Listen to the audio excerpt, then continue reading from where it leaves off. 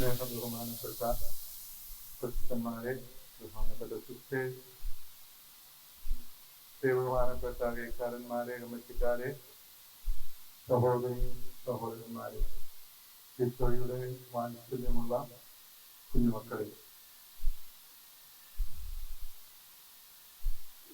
വളരെ പ്രാവശ്യം വിരുന്നിന് അമ്മ നടത്തുന്ന ഇടപെടലിനെ കുറിച്ചാണ് വചനം ഇന്ന് നമ്മോട് സംസാരിച്ചത്. കാനായിൽ അമ്മയോട് ആരും ഇക്കാര്യം പറഞ്ഞിട്ടില്ല. ഒന്നും പറയാതെയാണ്, ആരും ആവശ്യപ്പെടാതെയാണ് അമ്മയുടെ ഇടപെടൽ. ഇടപെടലിന് ശേഷം അമ്മ താനാണ് ഇതിന്റെ പിന്നിൽ പ്രവർത്തിച്ചത് എന്ന വിധത്തിൽ ആരോടും സംസാരിക്കുന്നില്ല. അമ്മ നമ്മുടെ രീതിയിൽ ഒരു പ്രശസ്തി ആഗ്രഹിക്കുന്നുമില്ല. നമുക്കറിയാം, ആവശ്യ സമയത്ത് ആവശ്യക്കാരനെ സഹായിക്കുകയും അതിന്റെ പേരിൽ പേരും പ്രശസ്തിയും ആഗ്രഹിക്കാതിരിക്കുകയും ചെയ്യുന്നത് ദൈവത്തിന്റെ സ്വഭാവമാണ്, സ്വർഗത്തിന്റെ സ്വഭാവമാണ്. വാസ്തവത്തിൽ ഈ ഭൂമിയിൽ അമ്മ ജീവിക്കുമ്പോഴും സ്വർഗത്തെ ഭൂമിയിൽ അവതരിപ്പിക്കുവാൻ തക്കവണ്ണമുള്ള സ്വർഗീയ സ്വഭാവം അമ്മയ്ക്ക് ഉണ്ടായിരുന്നു. അതെ, അമ്മയുടെ കീർത്തനത്തിൽ എന്റെ ആത്മാവ് കർത്താവിനെ മഹത്വപ്പെടുത്തുന്നു, എന്റെ ആത്മാവ് എന്റെ രക്ഷകനായ ദൈവത്തിൽ ആനന്ദിക്കുന്നു. എന്തുകൊണ്ടെന്നാൽ അവിടുന്ന് എന്റെ ദാസിയുടെ താഴ്മയെ തൃക്കൺ പാർത്തു. ഇതാ ഇപ്പോൾ മുതൽ എല്ലാ തലമുറയും എന്നെ ഭാഗ്യവതി എന്ന് പ്രകീർത്തിക്കും. അവിടെ വരെ പറയുന്ന കാര്യങ്ങൾ അമ്മയെ കേന്ദ്രീകരിച്ചിട്ടുള്ളതാണ്. എന്നാൽ പിന്നീട് പറയുന്ന ഒരൊറ്റ വാചകം കൊണ്ട് അതിന്റെ സർവ ക്രെഡിറ്റും എന്നെ ശക്തനാക്കിയവൻ എനിക്ക് വലിയ കാര്യങ്ങൾ ചെയ്തിരിക്കുന്നു എന്ന് പ്രഘോഷിച്ചുകൊണ്ട് ദൈവത്തിന്റെ പേരിലാക്കുകയാണ്. എല്ലാ പ്രവർത്തനങ്ങളുടെയും ശക്തി കേന്ദ്രം ദൈവമാണെന്നുള്ള ഉറച്ച പ്രസ്താവനയാണ് ഇവിടെ നമ്മൾ കാണുന്നത്. അമ്മയെ നമ്മൾ നമ്മുടെ ജീവിതത്തിൽ അനുകരിക്കാൻ ആഗ്രഹിക്കുമ്പോൾ സ്വർഗത്തിന്റെ സ്വഭാവം നമുക്കുണ്ടാകുക എന്നതാണ് ഏറ്റവും പ്രധാനപ്പെട്ട സംഗതി. നമുക്കറിയാം, അമ്മ സ്വർഗാരോപിതയായി സ്വർഗത്തിന്റെ സ്വഭാവമുള്ളവർക്ക് സ്വർഗത്തിലേക്ക് എത്തി നിൽക്കുവാൻ സാധിക്കും. 1950 നവംബർ 1 പീയൂസ് പാപ്പ മനിച്ചന്തേസിമൂസ് ദേവൂസ് എന്ന ചാക്രിക ലേഖനത്തിലൂടെ പരമകാരുണ്യവാനായ ദൈവം എന്ന ചാക്രിക ലേഖനത്തിലൂടെ പ്രഖ്യാപിച്ചു അമ്മയുടെ സ്വർഗാരോപണം. പരിശുദ്ധപിതാവ് പ്രഖ്യാപിച്ചത് പുതിയ ഒരു കാര്യമല്ല, മറിച്ച് അപ്പസ്തോലിക സഭയുടെ കാലം മുതൽ വിശ്വസിച്ചിരുന്ന ഒരു കാര്യമാണിത്. നമുക്കറിയാം, 6-ാം നൂറ്റാണ്ടില് പൗരസ്ത്യ സഭയിൽ ആദ്യം, പിന്നീട് പാശ്ചാത്യ സഭയില് അമ്മയുടെ നിദ്രയുടെ തിരുനാൾ എന്നൊരു തിരുനാൾ തന്നെ ആഘോഷിച്ചിരുന്നു.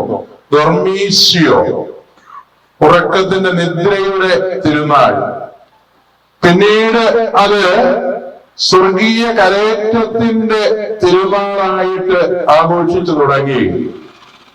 സഭയിൽ ആദ്യകാലം മുതലുണ്ടായിരുന്ന ഒരു തിരുനാളാണല്ലോ, ഓർമ്മയാണ് അമ്മയുടെ സ്വർഗാരോപണം. അമ്മ അമലോത്ഭവയാണ്. താൻ അമലോത്ഭവയാണെന്ന് അമ്മ തന്നെ വെളിപ്പെടുത്തിയിട്ടുണ്ട്. ഭരണദൂതായിക്ക് പ്രത്യക്ഷപ്പെട്ടപ്പോഴ് വളരെ കുറച്ചേ അമ്മ സംസാരിച്ചിട്ടുള്ളൂ. ഒരു പുഞ്ചിരി തൂകി അമ്മയുടെ സാന്നിധ്യം അറിയിച്ചിരുന്നു. എന്നാൽ താൻ അമലോത്ഭവയാണ് എന്ന് അമ്മ തന്നെ പ്രഖ്യാപിച്ചിട്ടുണ്ട്. അമലോത്ഭവ തിന്മയുടെ സ്വാധീനത്തിൽ നിന്ന് പൂർണ്ണമായിട്ട് മുക്തി നേടിയ വ്യക്തി എന്നാണ് നമ്മൾ മനസ്സിലാക്കേണ്ടത്. ഉത്ഭവത്തിൽ തന്നെ പാപരഹിതയായി തീർന്നിരിക്കുന്നു. മനുഷ്യന്റെ സ്വാഭാവികമായിട്ടുള്ള പാപത്തിന്റെ വാസനയ്ക്ക് അധീനയായിട്ടുള്ളവർ, അതൊന്നും അവിടെ യേശുവയില്ല. ലോകത്തിൽ നിന്ന് പൂർണ്ണമായിട്ട് മുക്തി നേടിയ അമ്മ. അതുകൊണ്ട് തന്നെ അമ്മയുടെ ശരീരം പരിശുദ്ധമാണ്, മറ്റാരെയുംകാൾ പരിശുദ്ധമാണ്. അതുകൊണ്ട് തന്നെ ആദിമസഭ ആത്മശരീരങ്ങളോടെ അമ്മ സ്വർഗത്തിലേക്ക് എടുക്കപ്പെട്ടു എന്ന് വിശ്വസിച്ചിരുന്നു. ആ പ്രഖ്യാപനമാണ് 12 പീയൂസ് പാപ്പ നടത്തിയത്. അദ്ദേഹം പ്രഖ്യാപിച്ചു, കർത്താവായ മിശിഹായുടെയും അപ്പസ്തോലന്മാരായ പത്രോസിന്റെയും പൗലോസിന്റെയും എന്റെയും അധികാരത്തിൽ അമലോത്ഭവയും ദൈവമാതാവും നിത്യകന്യകയുമായ പരിശുദ്ധ മറിയം ആത്മശരീരങ്ങളോടെ സ്വർഗത്തിലേക്ക് എടുക്കപ്പെട്ടു എന്ന് ഞാൻ പ്രഖ്യാപിക്കുന്നു എന്ന് പറയുവാൻ തക്കവണ്ണമുള്ള ഒരു പ്രഖ്യാപനം പരിശുദ്ധ പിതാവ് നടത്തിയതിന്റെ പിന്നില് അമ്മയോടുള്ള ആ വലിയ ആദരവും അമ്മയുടെ വ്യതിരിക്തതയും പ്രഖ്യാപിക്കുകയായിരുന്നു. നമുക്കറിയാം, യോഹന്നാന്റെ വെളിപാടില് സ്വർഗത്തിൽ ഒരു വാഗ്ദാന പേടകം കാണുന്നുണ്ട്. സഭാപിതാക്കന്മാർ 11-ാം അധ്യായത്തിലാണ് സഭാപിതാക്കന്മാർ ഈ വാഗ്ദാന പേടകത്തെ വ്യാഖ്യാനിക്കുന്നത് പരിശുദ്ധ അമ്മയോട് തുല്യം ചെയ്തുകൊണ്ടാണ്. ആ വാഗ്ദാന പേടകം അമ്മയായിട്ടാണ്. സ്വർഗത്തിൽ കാണുന്ന വാഗ്ദാന പേടകം സ്വർഗത്തിലെ അമ്മയായിട്ടാണ് വ്യാഖ്യാനിക്കപ്പെടുന്നത്. നമ്മുടെ കൊന്തയില് നമ്മൾ പ്രാർത്ഥിക്കുന്നുണ്ടല്ലോ, വാഗ്ദാനത്തിന്റെ പേടകമേ. വാഗ്ദാന പേടകവും അതുപോലെ നമുക്കറിയാം, അത് സാമുവേലിന്റെ 2-ാമത്തെ പുസ്തകത്തിൽ 6-ാമത്തെ അധ്യായത്തില് വാഗ്ദാന പേടകത്തെ കുറിച്ചുള്ള പരാമർശമുണ്ട്. ആ പരാമർശങ്ങളും പരിശുദ്ധ അമ്മ എലിസബത്തിനെ സന്ദർശിക്കുന്ന പരാമർശങ്ങൾ ലൂക്കാ സുവിശേഷകന്റെ 1-ാം അധ്യായം 38 മുതലുള്ള വചനങ്ങളിൽ നമുക്ക് കാണാം. ഈ 2 പരാമർശങ്ങളും ഒന്ന് താരതമ്യം ചെയ്തു കഴിഞ്ഞാൽ അമ്മ എങ്ങനെയാണ് വാഗ്ദാന പേടകമായിരുന്നത് എന്ന് മനസ്സിലാക്കാനായിട്ട് സാധിക്കും. വാഗ്ദാന പേടകം വഹിച്ചുകൊണ്ടുള്ള യാത്രയില് ദാവീദ് ആ വാഗ്ദാന പേടകത്തിന്റെ മുൻപിൽ സർവം മറന്ന് സന്തോഷചിത്തനായിട്ട് ഡാൻസ് ചെയ്യുകയാണ്. പരിശുദ്ധ അമ്മ എലീശ്വയുടെ അടുക്കലേക്ക് വന്നപ്പോഴ് അമ്മയുടെ സാന്നിധ്യം കൊണ്ട് എലീശ്വയുടെ ഉദരത്തിലുണ്ടായിരുന്ന ശിശു കുതിച്ചു ചാടി. അത് ഡാൻസ് ചെയ്യുന്ന ദാവീദിനെ പോലെയാണ് എന്നാണ് പറയുന്നത്. വീണ്ടും ദാവീദ് പറയുന്നുണ്ട്, എന്റെ കർത്താവിന്റെ പേടകം എന്റെ അടുക്കൽ വരുവാനുള്ള ഭാഗ്യം എനിക്ക് എവിടെ നിന്നുണ്ടായി. എലീശ്വയും പറയുന്നുണ്ട്, എന്റെ കർത്താവിന്റെ അമ്മ എന്റെ അടുക്കൽ വരുവാനുള്ള ഭാഗ്യം എനിക്ക് എങ്ങനെ ഉണ്ടായി. നമ്മുടെ സാമുവേൽ പ്രവാചകന്റെ 2-ാം പുസ്തകത്തിൽ നമ്മൾ കാണുന്നുണ്ട്, 6-ാം അധ്യായത്തില് ഒബോദിന്റെ ഭവനത്തില് 3 മാസക്കാലം വാഗ്ദാന പേടകം സൂക്ഷിച്ചു. പരിശുദ്ധ അമ്മ 3 മാസക്കാലം ഏലീസ്മായുടെ ഭവനത്തിൽ ശുശ്രൂഷ ചെയ്തു. അങ്ങനെ പരിശുദ്ധ അമ്മയെ വാഗ്ദാന പേടകമായിട്ട് ഈ താരതമ്യ പഠനത്തിലൂടെ നമുക്ക് മനസ്സിലാക്കാനായിട്ട് സാധിക്കും. വാഗ്ദാന പേടകത്തിന്റെ ഉള്ളിൽ സൂക്ഷിച്ചിരുന്ന കാര്യങ്ങൾ നമുക്കറിയാം. ദൈവപ്രമാണങ്ങൾ എഴുതിയ പലകയാണ്. ദൈവപ്രമാണങ്ങൾ എന്ന് പറയുമ്പോൾ പഴയ നിയമത്തിൽ യാഹോവേ നേരിട്ട് കൊടുത്ത കൽപ്പനകളാണ്. എന്നാൽ പുതിയ നിയമത്തിലെ കൽപ്പനകളുടെ രത്നച്ചുരുക്കം അല്ലെങ്കിൽ പുതിയ നിയമത്തെ മുഴുവനും ആ കൽപ്പനയെ മുഴുവനും നമ്മൾ കാണുന്നത് ഈശോയിലാണ്. പരിശുദ്ധ അമ്മയുടെ ഉദരത്തിൽ ഈശോയെ സംവഹിക്കുമ്പോൾ ദൈവത്തിന്റെ പ്രമാണങ്ങൾ അപ്പാടെ അമ്മയുടെ ഉദരത്തിൽ നമ്മൾ കാണുകയാണ്. വീണ്ടും വാഗ്ദാന പേടകത്തിൽ കണ്ടിരുന്നത് പഴയ നിയമത്തിൽ മോശയുടെ പ്രാർത്ഥനയുടെ ഉത്തരമായി ലഭിച്ച മന്നയാണ്. ആ മന്ന അത് ഭക്ഷിച്ചവർ മരിച്ചു. ഈശോ പറഞ്ഞു, ഞാൻ സ്വർഗത്തിൽ നിന്ന് ഇറങ്ങി വന്ന അപ്പമാണ്. പുതിയ നിയമത്തിൽ നമുക്ക് നിത്യജീവൻ നൽകുന്ന അപ്പമായ ഈശോയെ പരിശുദ്ധ അമ്മ ഉദരത്തിൽ സംവഹിച്ചു.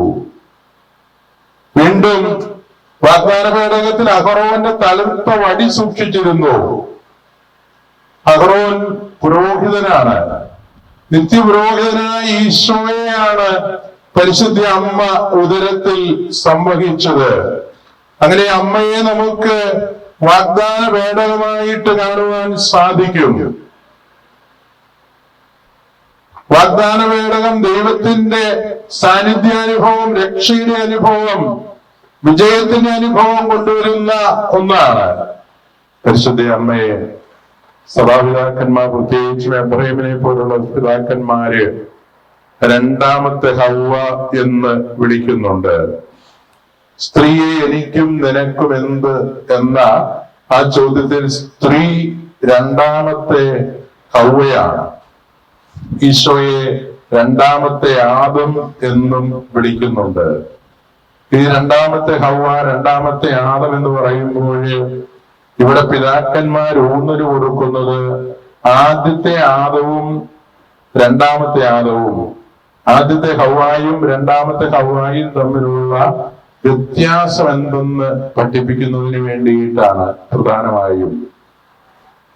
നമുക്കറിയാം, ആദ്യത്തെ ആദത്തിന്റെ വാരിയലിൽ നിന്നാണ് ആദ്യത്തെ ഹവ്വ സൃഷ്ടിക്കപ്പെട്ടത്. എന്നാൽ രണ്ടാമത്തെ ഹവ്വായിലാണ് രണ്ടാമത്തെ ആദം രൂപപ്പെടുന്നത്.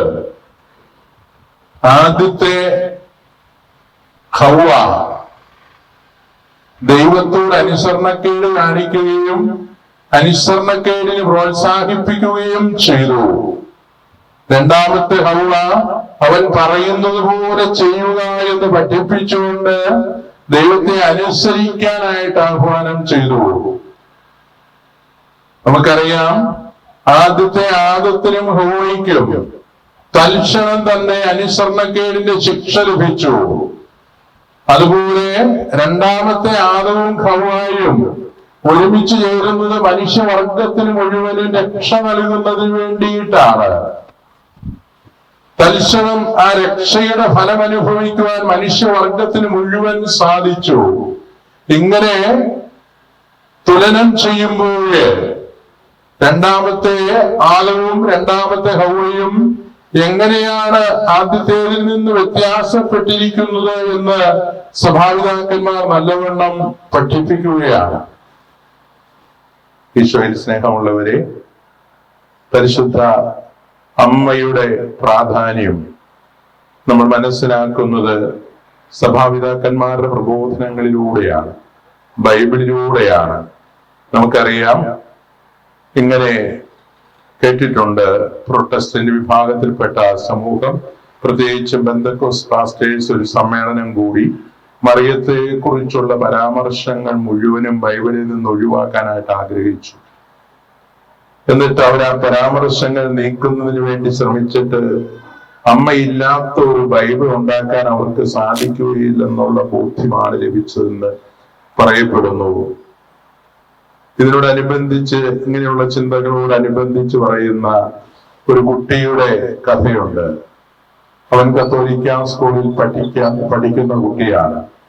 അവനവിടെ കത്തോലിക്ക സ്കൂളിൽ നിന്നും കർത്തൃ പ്രാർത്ഥന, നന്മ നിറഞ്ഞ മറിയമേ എന്ന ജപമൊക്കെ ചൊല്ലി പഠിച്ചിട്ടുണ്ട്.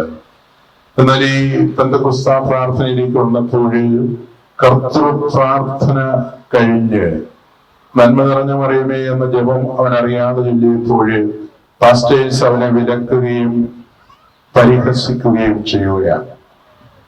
അങ്ങനെ അവൻ അവിടെ നിശബ്ദനാക്കപ്പെട്ടു. കുറെ സമയം കഴിഞ്ഞപ്പോൾ വിശ്വാസ പ്രമാണം ചൊല്ലുകയാണ് അവർ. വിശ്വാസ പ്രമാണം ചൊല്ലിയപ്പോൾ പരിശുദ്ധ കന്യകാമറിയത്തിൽ നിന്ന് ശരീരം സ്വീകരിച്ച് അത് മനുഷ്യനായി അവതരിച്ചു എന്ന് ചൊല്ലിയപ്പോൾ ഈ കൊച്ചു കൈപൊക്കി. പരിശുദ്ധ അമ്മയെ കുറിച്ച് പ്രാർത്ഥിച്ചപ്പോൾ വിലക്കിയ ആളുകളോട് അവൻ പറഞ്ഞു, നിങ്ങൾ എന്നെ വിലക്കിയിട്ട് പിന്നെ എന്തുകൊണ്ടാണ് പരിശുദ്ധ മറിയത്തെ നിങ്ങൾ ഏറ്റുപറയുന്നത്? നമുക്കറിയാം, പരിശുദ്ധ അമ്മയുടെ സാന്നിധ്യം അത് നമ്മുടെ ക്രൈസ്തവ ജീവിതത്തിൽ ഒരിക്കലും നമുക്ക് തമസ്കരിക്കാനാവുകയില്ല, നിഷേധിക്കാനാവുകയില്ല. അമ്മ എന്നും സഭയോടൊപ്പമുണ്ട്. അമ്മ എന്നും സഭാ മക്കളോടൊപ്പമുണ്ട്. അമ്മ സ്വർഗത്തിന്റെ സ്വഭാവം പകരുന്നതിന് വേണ്ടിയിട്ടാണ് നമ്മുടെ ഇടയിലേക്ക് വരുന്നത്. ഒരു ചെറിയ പ്രായോഗികമായ ചിന്ത കൂടി പറഞ്ഞ് അവസാനിപ്പിക്കട്ടെ. നമ്മൾ ആരംഭിച്ചത് അമ്മ ആരാലും ശ്രദ്ധിക്കപ്പെടാത്തൊരു കാര്യം ശ്രദ്ധിച്ചു. ആരും ചെയ്യാത്ത ഒരു കാര്യം ചെയ്യുന്നതിന് ഈശോയോട് ആവശ്യപ്പെട്ടു. അതിന്റെ പേരിൽ അമ്മ യാതൊരു ക്രെഡിറ്റും സ്വീകരിക്കുന്നില്ല, പ്രസിദ്ധിയും തേടുന്നില്ല. ദൈവവിചാരമുള്ള സകല മനുഷ്യരുടെയും സ്വഭാവം ഇപ്രകാരമായിരിക്കണമെന്ന് അമ്മ ഇതുവഴിയായിട്ട് പഠിപ്പിക്കുകയാണ്. പലപ്പോഴും നമുക്കറിയാം, ഇന്ന് ദൈവത്തിന്റെ പേരിൽ ചെയ്യപ്പെടുന്ന പുണ്യപ്രവർത്തികൾക്കെല്ലാം അതിന്റെ പ്രതിഫലം ലഭിക്കണമെന്ന വിചാരത്തോടുകൂടിയാണ്.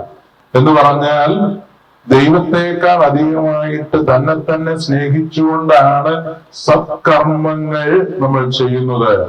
നമ്മൾ ചെയ്യുന്ന സത്കർമ്മങ്ങളെല്ലാം പലപ്പോഴും നമ്മൾ കൊട്ടിഘോഷിക്കാറുമുണ്ട്. ദൈവത്തിന്റെ പേരിൽ ചെയ്യുന്ന സത്കൃത്യങ്ങൾ മറ്റുള്ളവർക്ക് ചെയ്യുമ്പോൾ അവരിൽ ദൈവത്തെ കണ്ടുകൊണ്ടാണ് ചെയ്യുന്നത്. ഒരാളുടെ ആവശ്യം സ്വന്തം ആവശ്യമാണെന്ന് ആർക്കെങ്കിലും കാണാൻ കഴിഞ്ഞാൽ, ഒരാളുടെ ദുരിതം തന്റെ ദുരിതമാണെന്ന് ആരെങ്കിലും മനസ്സിലാക്കിയാൽ, അവിടെ തീർച്ചയായും മറ്റുള്ളവരിൽ ദൈവത്തെ കാണുന്നുണ്ട്. നമുക്കറിയാം, നമ്മൾ വിശ്വസിക്കുന്നത് അത് തന്നെയാണ്. ഈ ചെറിയവരിൽ ഒരുവന് ചെയ്തപ്പോൾ ഈശോ പറയുന്നുണ്ട്, എനിക്ക് തന്നെയാണ് ചെയ്തത്. ഈ ചെറിയവൻ എന്ന് പറയുന്നത് ദൈവം തന്നെയാണ്. എല്ലാ മതങ്ങളുടെയും ഒരു അടിസ്ഥാന ചിന്ത ഇത് തന്നെയാണ്. നമ്മൾ പറയും മാനവ സേവ മാധവ സേവയാണ് എന്ന് പറയുമ്പോൾ ഈ ചിന്ത തന്നെയാണ് നമ്മൾ പ്രഖ്യാപിക്കുന്നത്. ഈ ചിന്ത തന്നെയാണ് നമ്മൾ ജീവിക്കുന്നത്. അതുകൊണ്ട് നമ്മൾ ചെയ്യുന്ന സത്കർമ്മങ്ങൾ ദൈവവിചാരത്തിന്റെ പാരമ്യത്തിൽ നമുക്ക് ചെയ്യാതിരിക്കാൻ പറ്റുകയില്ല എന്ന ബോധ്യത്തിന്റെ നിറവിൽ ചെയ്തു പോകുന്നതാണ്. അമ്മയ്ക്ക് ഈ അവസരത്തിൽ അവരെ സഹായിക്കാതിരിക്കാൻ പറ്റുകയില്ല. കാരണം അമ്മയിൽ നിറഞ്ഞു നിൽക്കുന്നത് സ്വർഗത്തിന്റെ സ്വഭാവമായതുകൊണ്ട് അമ്മ അതിന് തയ്യാറാവുകയാണ്. നമ്മൾ ചെയ്യുന്ന കാര്യങ്ങളും അങ്ങനെ തന്നെ ആയിരിക്കണം. എന്നാൽ പലപ്പോഴും നമ്മുടെ ജീവിതത്തിൽ നമ്മുടെ കുറവുകളും പോരായ്മകളും നമ്മുടെ സ്വാർത്ഥതയും നമ്മെ അതിന് പ്രേരിപ്പിക്കുന്നില്ല. ഞാൻ വർഷങ്ങൾക്ക് മുൻപ് എന്നെക്കുറിച്ച് ഒരു ചിന്ത എഴുതി, അതുകൂടി പറഞ്ഞ് അവസാനിപ്പിക്കാം. അതിനൊരു ഹെഡിങ് കൊടുത്തത് ഞാൻ എന്ന ഹെഡിങ് ആണ്. അതിന്റെ ഏതാനും വരികളൊന്ന് ഓർമ്മിക്കുകയാണ്. ഞാൻ മാത്രം ഓർമ്മയിൽ മിന്നുന്നിതാ ഞാൻ മാത്രം ഓർമ്മയിൽ നിറയുന്നിതാ, അറിവിൻ നിറവുടമല്ലയോ ഞാൻ, അജ്ഞാതമല്ല എനിക്കൊന്നുമെന്ന്. ശക്തിയിൽ ഞാനെന്നും മുന്നിലാണ്, ചന്തത്തിൽ ഞാനൊട്ടും പിന്നിലല്ല. ഇല്ല മനിൽ എന്നെ വെല്ലാൻ ജനിച്ചിട്ടിലൊരുവനും ഇത്ര നാളും. ശ്രേഷ്ഠമാം അവരെന്റെ നേട്ടമെല്ലാം, ഭാരം നിസാരമെന്ന് എന്റെ മുന്നിൽ.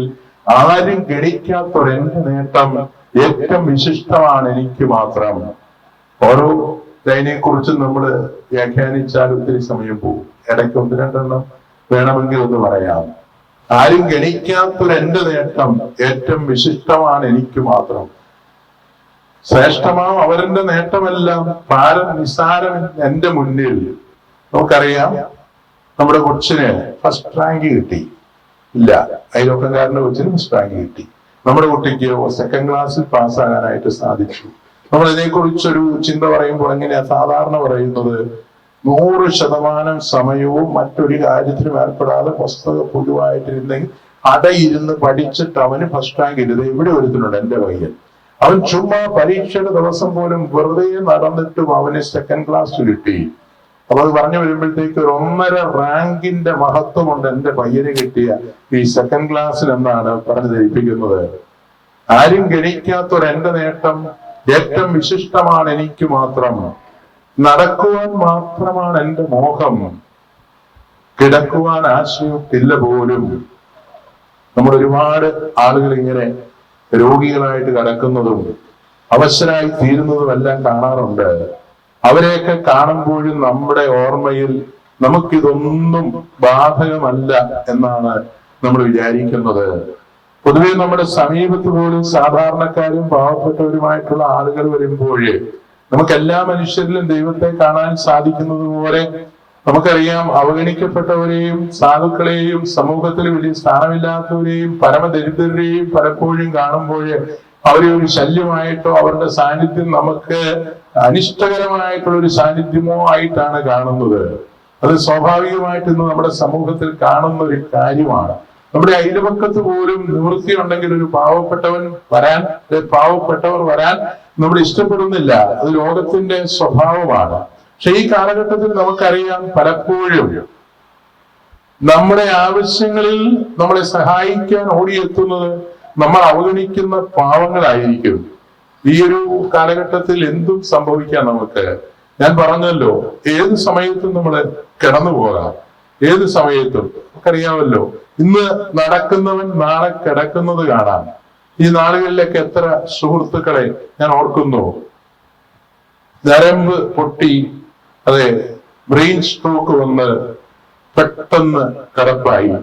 ഞാൻ നിങ്ങളൊക്കെ പറയും, ഇന്നലെയും കണ്ടതാണ്, ഒരു കുഴപ്പവും ഇല്ലായിരുന്നു. അപ്പൊ ഇങ്ങനെയുള്ള കാര്യങ്ങൾ എനിക്ക് ഒരിക്കലും സംഭവിക്കുകയില്ല. അങ്ങനെ കടന്നു പോകുന്നത്, അല്ലെ, നടക്കുവാൻ മാത്രമാണ് എന്റെ മോഹം, കിടക്കുവാൻ ആശ്രയിട്ടില്ല പോലും. അടക്കുവാൻ മാത്രമാണ് എന്റെ ദാഹം, അടങ്ങുവാൻ ആശ്രയിട്ടില്ല പോലും. നമ്മൾ പലപ്പോഴും ചിന്തിക്കുന്ന, ജീവിക്കുന്ന ഒരു ശൈലി അതാണ്. അടക്കുവാൻ മാത്രമാണ് എന്റെ മോഹം, അടങ്ങുവാൻ ആശ്രയിട്ടില്ല പോലും. ഇവിടെ 5 വർഷത്തിനുള്ളിൽ രാമപുരം ഇടവകയിൽ 450 ആളുകളെ അടക്കി. ഇന്ന് 2 അടക്കമുണ്ടായിരുന്നു.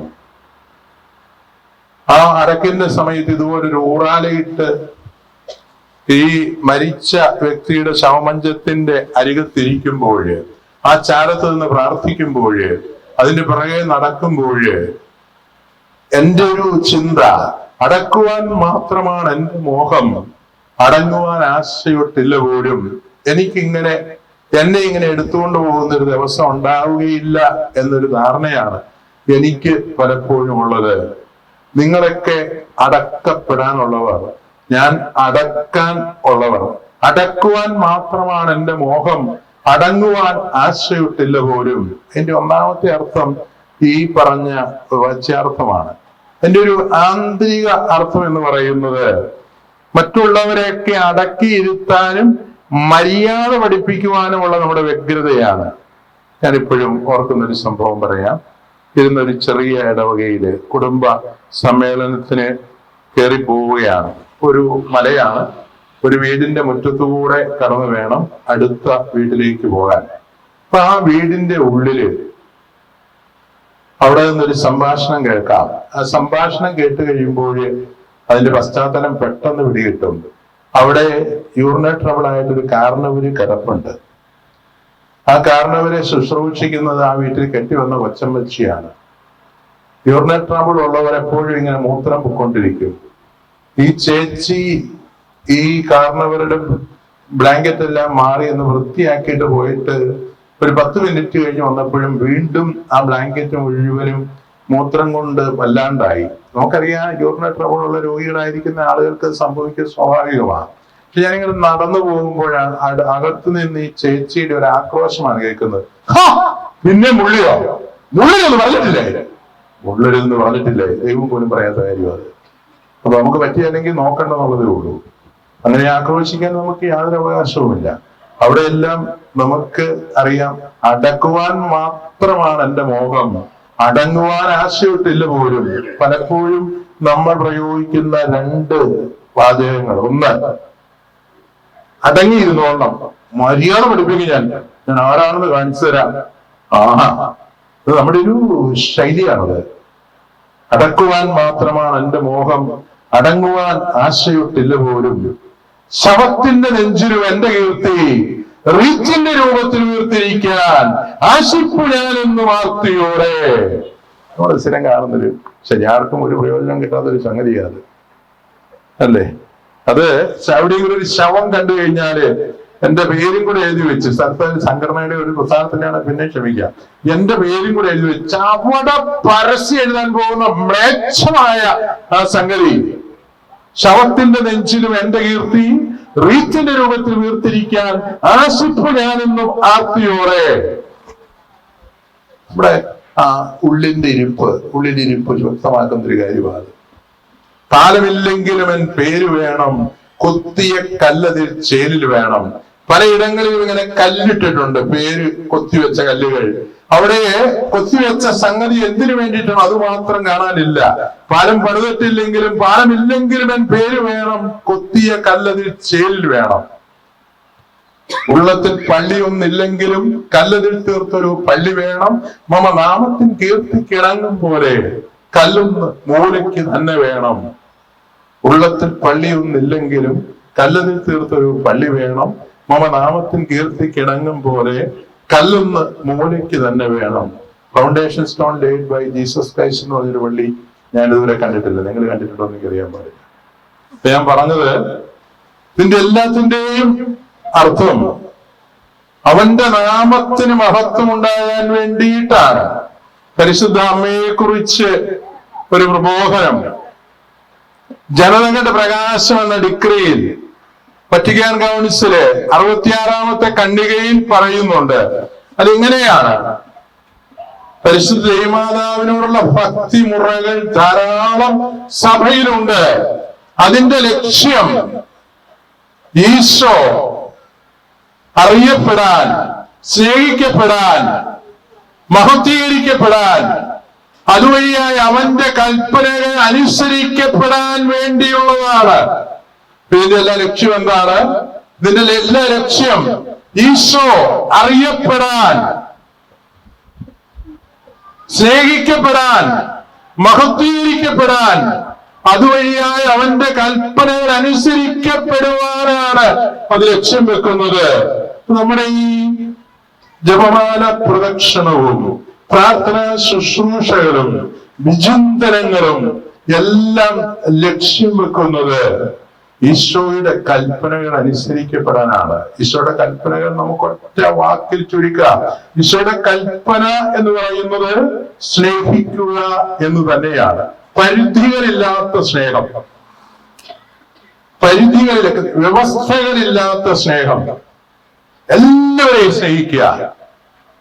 അതാണ് ഈശോ കുരിശിൽ കടന്ന് പഠിപ്പിച്ചതും. ശത്രുവിനെ സ്നേഹിക്കുന്ന വിപ്ലവകരമായ സ്നേഹം, സോഷ്യലിസം ഓഫ് ജീസസ്. ഈശോയുടെ സോഷ്യലിസം പഠിപ്പിക്കുന്നത് അത് തന്നെയാണ്. നമുക്ക് സ്നേഹിക്കാതിരിക്കാൻ പറ്റത്തില്ല.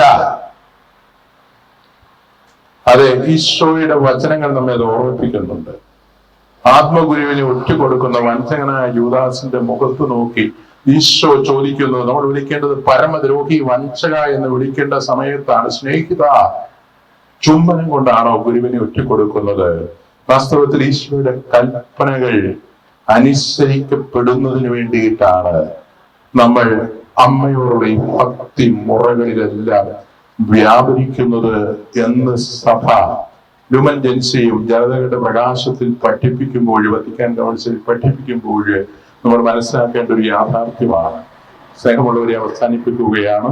ായിട്ടുള്ള ദൈവാനുഭവത്തിന്റെ നിമിഷങ്ങളാക്കി മാറ്റണമേ കർത്താവെ. അമ്മയുടെ മാധ്യസ്ഥം തേടി ഈ ഭവനത്തിൽ ഇന്നും നാളെയുമായി വരുന്ന എല്ലാ മക്കളെയും ആശീർവദിക്കണമേ. ഇപ്പോൾ ക്രമീകരിച്ചിരിക്കുന്ന ഈ സ്നേഹവിരുന്നിനെ, ഭക്ഷണപദാർത്ഥങ്ങളെ ആശീർവദിക്കണമേ. അതിന് മുന്നിൽ പ്രവർത്തിച്ചവരെ അനുഗ്രഹിക്കണമേ. അതിൽ പങ്കുചേരുന്ന ഞങ്ങളെ ദിവ്യസ്നേഹ ചൈതന്യത്തിൽ ശക്തിപ്പെടുത്തണമേ.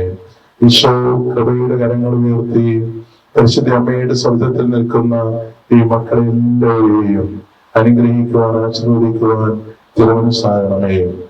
നമ്മുടെ ഈശോയുടെ കൃപയും പിതാവായ ദൈവത്തിന്റെ സ്നേഹവും പരിശുദ്ധ റൂഹായുടെ സഹവാസവും നാം എല്ലാവരോടും കൂടി ഉണ്ടായിരിക്കട്ടെ. നമ്മുടെ ഭവനങ്ങളിലും ഉണ്ടായിരിക്കട്ടെ, എപ്പോഴും എപ്പോഴും എന്നേക്കും. ഈശോ മിശിഹായ്ക്ക് സ്തുതിയായിരിക്കട്ടെ.